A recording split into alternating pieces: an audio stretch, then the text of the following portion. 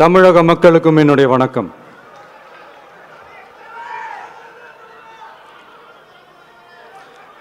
நம்ம குடும்ப உறவுகளை இழந்ததுனால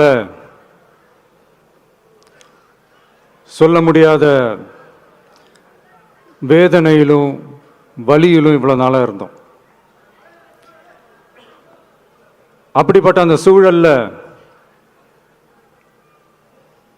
நம்ம சொந்தங்களின் மனம் பட்டு இருக்க வேண்டியது நம்மளுடைய கடமை. அதனாலதான் அவங்களோட சேர்ந்து அமைதி காத்து வந்தோம். ஆனா இப்படி அமைதி காத்து வந்த நேரத்தில் நம்மளை பத்தி வன்ம அரசியல் வலைகள், அர்த்தமற்ற அவதூறுகள்னு இந்த மாதிரி நிறைய விஷயங்கள் நம்மளை பத்தி பின்னப்பட்டன, பரப்பப்பட்டன. இது எல்லாமே சட்டம் மற்றும் சத்தியத்தின் துணை கொண்டு துடைத்து எறியத்தான் போறோம்.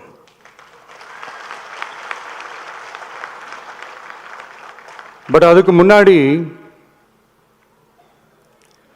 தமிழக சட்டமன்றத்தில் நமக்கு எதிராக நிகழ்த்தப்பட்ட ஒரு உரைக்கு ஒரு நாகரிக பதிலடி கொடுக்கணும்னு நான் நினைக்கிறேன்.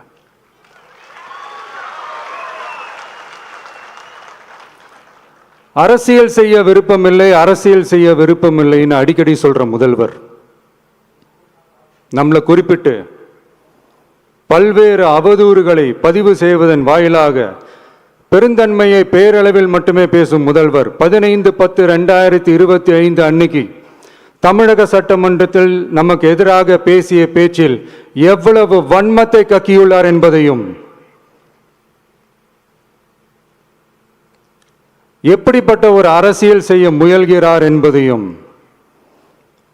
தமிழக மக்கள் உணராமலா இருப்பாங்க.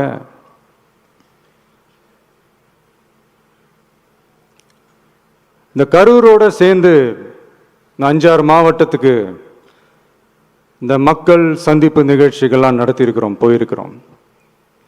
அங்கெல்லாம் இந்த லாஸ்ட் மினிட் வரைக்கும் எங்களுக்கு அந்த இடம் கொடுப்பாங்களா மாட்டாங்களா, பெர்மிஷன் தருவாங்களா மாட்டாங்களா, இப்படியே இழுத்து அடிச்சுக்கிட்டு இருப்பாங்க. தான் நாகப்பட்டினத்தில் சொன்னது மாதிரி தான். நாங்கள் ஒரு இடம் செலக்ட் பண்ணி கேட்போம், மக்கள் நல்லா ஸ்பேஷியஸாக நின்று பார்க்குற மாதிரி. பட் அவங்க அதையெல்லாம் ரிஜெக்ட் பண்ணிட்டு மக்கள் நெருக்கடியோடு நின்று பார்க்குற மாதிரி ஒரு இடத்த செலக்ட் பண்ணி எங்களுக்கு கொடுப்பாங்க.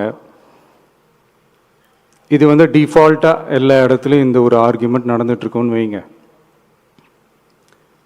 அது மட்டும் இல்லை, இந்தியாவிலேயே எந்த ஒரு அரசியல் கட்சி தலைவருக்கும் கொடுக்கப்படாத கண்டிஷன்ஸ். பஸ்ஸுக்குள்ளேயே இருந்து பார்க்கணும், மேலே கை காட்டக்கூடாது, இப்படிலாம் ஒரு அதீத கட்டுப்பாடுகளை கொடுத்த உடனே எங்கள் சைட்லேருந்து ஒரு அறிக்கையும் வெளியிட்டோம். அது மட்டும் இல்லை, தமிழக வெற்றி கழகம் சார்பாக அனைத்து கட்சிகளுக்கும் சமமாக ஒரு முறையான ஒரு பொது வழிகாட்டு முறைகள், SOPஸ்ன்னு சொல்லுவாங்க, அதையும் வழங்கணும்னு சொல்லி உயர் நீதிமன்றத்தையும் நாடி இருக்கணும். இதுவும் தமிழக மக்கள் உணராமலா இருப்பாங்க. இப்படி ஒரு அரசியல் காழ்ப்புடன், நேர்மை திறனற்று நம்மளை பத்தி குற்றம் சாட்டியுள்ள குறுகிய மனம் கொண்ட முதல்வர் அவர்களுக்கு ஒரு சில கேள்விகள். உச்சநீதிமன்றத்தில், அதாவது 13/10/2025 அன்னைக்கு உச்சநீதிமன்றத்தில் நடந்த அந்த விவாதங்களை வைத்தும் அந்த உத்தரவுகளை வைத்தும் இந்த கேள்விகள். இப்படி பொய் மூட்டைகளாக நம்மளை பற்றி இந்த அவதூறுகளை அவிழ்த்து விட்ட முதல்வர் அவர்களுக்கும் திமுக அரசுக்கும் சார்பாக கோடிகளை கொட்டி அமர்த்தப்பட்ட அறிவார்ந்த வழக்கறிஞர்கள் அவங்க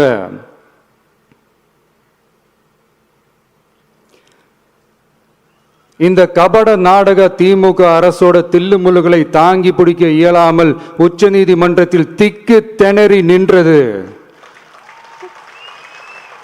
முதல்வர் அவர்களுக்கு மறந்துவிட்டதா? இந்த கரூர் சம்பவத்துக்கு அப்புறமே அவசரமா ஒரு தனிநபர் ஆணையம். அந்த தனிநபர் ஆணையத்தை அவமதிக்கிற மாதிரி அரசு உயர் அதிகாரிகள், காவல்துறை உயர் அதிகாரிகள் எல்லாருமே நம்மளை பற்றி ஃபுல்லாக இந்த அவதூறுகள் பரப்பி ஒரு செய்தியாளர்கள் சந்திப்பு அவசரமாக. இதெல்லாம் ஏன் நடக்குது, எதுக்காக நடக்குது அப்படின்னு ஒட்டுமொத்த தமிழக மக்களும் கேள்வி கேட்க ஆரம்பிச்சாங்க. இதுவும் தமிழக முதல்வர் மறந்துட்டாரா? அதுக்கப்புறம் அந்த தனிநபர் ஆணையத்தை தலையிலேயே கொட்டி வீட்டுக்கு அனுப்பிச்சிட்டாங்க. அது வேறு விஷயம்.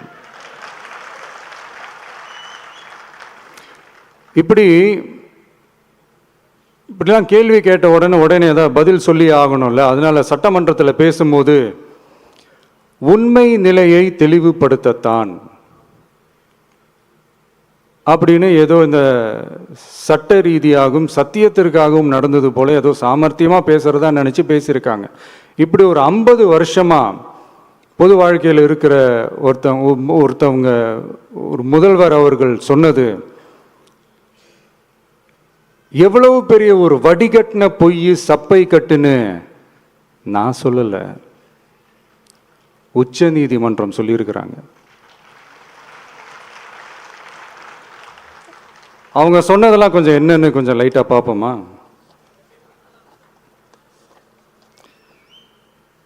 The comments which have been made before the media by the top officers of the police department may create doubt in the minds of the citizenry on impartiality and fair investigation.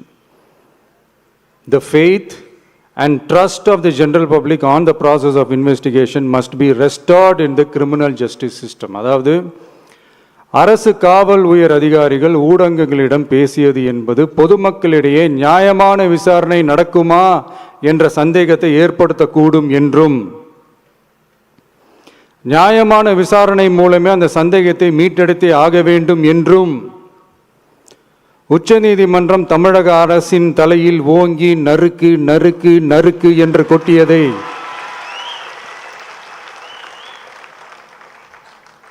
முதல்வர் அவர்கள் மறந்துட்டாரா?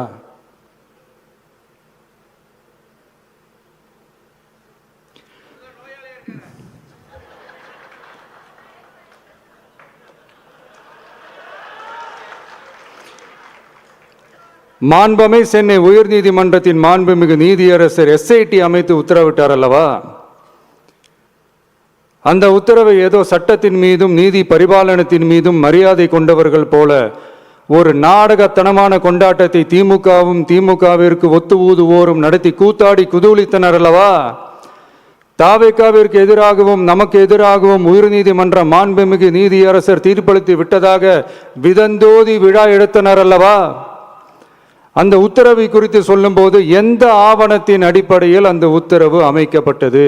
நான் கேட்கல, உச்சநீதிமன்றம் கேட்டிருக்கிறாங்க.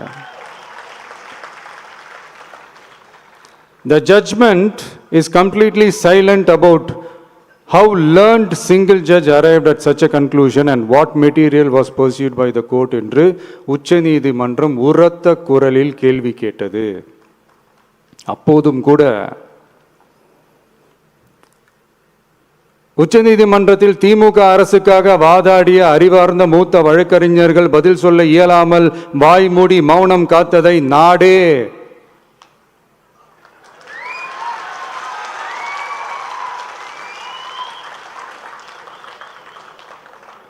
பார்த்ததல்லவா? இதையும் முதல்வர் அவர்கள் மறந்துட்டாரா?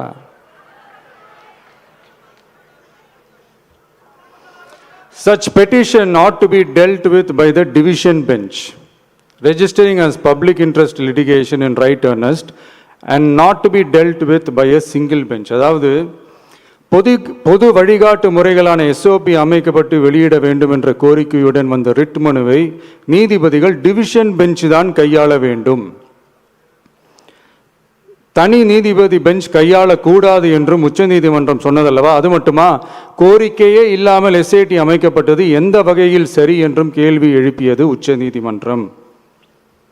இது எல்லாமே அறியாமலோ இல்லை அறியாதது போலவோ உச்சபட்ச அதிகார மயக்கத்தில் இருந்து பேசினாரோ முதல்வர் அவர்கள்? மனிதாபிமானம், அரசியல் அறம், மாண்பு இதெல்லாம் எதுவுமே இல்லாம வெறும் பேச்சில் மட்டுமே பேசிக்கிட்டு அரசியல் ஆதாயம் தேடுற ஆட்டத்தை ஆடத் தொடங்கிவிட்டார் முதல்வர் அவர்கள்.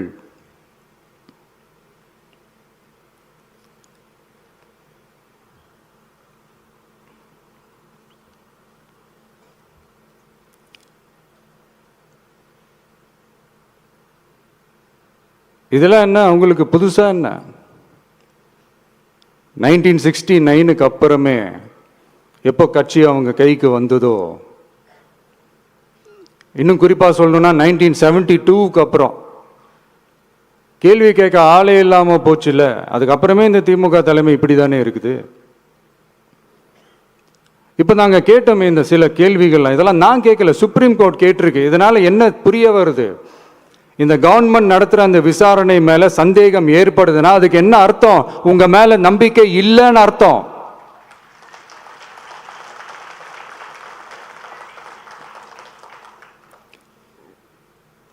இதெல்லாம் ஏன் எதுக்காகன்னு முதல்வர் அவர்களுக்கு புரியுதா?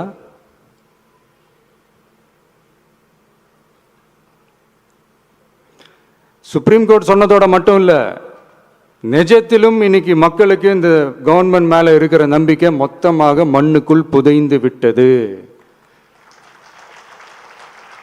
இதுவாவது முதல்வர் அவர்களுக்கு புரியுதா? புரியலனா 2026 தேர்தலில் இந்த திமுக தலைமைக்கு மக்கள் இன்னும் ஆழமா அழுத்தமா புரிய வைப்பாங்க. அப்ப கூட இவங்க என்ன பண்ணுவாங்க தெரியும்ல, 5 வருஷத்துக்கு ஒரு வாட்டி பழக்க தோஷத்தில் ஒரு அறிக்கை ஒன்று வெளியிடுவாங்களே, மக்கள் தீர்ப்புக்கு தலை வணங்குகிறோம் அப்படின்ட்டு அந்த அறிக்கையை வெளியிட்டு இப்போ அறிவாலயத்தில் போய் ஓடி ஒளிஞ்சுப்பாங்க. இப்பவே ரெடி பண்ணி வச்சுக்கோங்க அந்த அறிக்கையை. எப்படி? மக்கள் தீர்ப்புக்கு தலை வணங்குகிறோம்.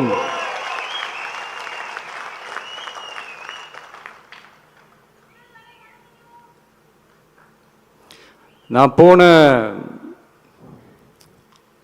பொதுக்குழுவில் சொன்னதை தான் இங்கே நான் திரும்பவும் சொல்கிறேன். இயற்கையும் இறைவனும் நம் தமிழக சொந்தங்களின் வடிவில் மாபெரும் மக்கள் சக்தியை நம்ம கூடவே நிற்கும் போது எம் மக்களுக்கான அரசியலை தடுப்பவர் எவர்? அதனால தோழர்களே, நமக்கு வந்திருக்கிற இந்த இடையூறு வெறும் டெம்பரவரி மட்டும்தான். எல்லாத்தையும் தகர்த்தெறிவோம், மக்களோட கை கோர்த்து நிற்போம், மக்களோட களத்தில் போய் நிற்போம். நம்ம பயணத்தில் தடம் மாறவே மாட்டோம். இப்பவும் சொல்றேன்,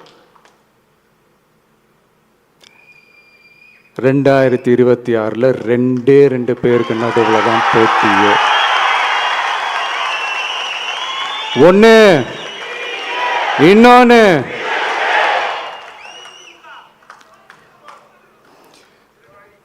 இந்த போட்டி இன்னும் ஸ்ட்ராங்கா மாறப்போகுது. 100% வெற்றி நமக்கு.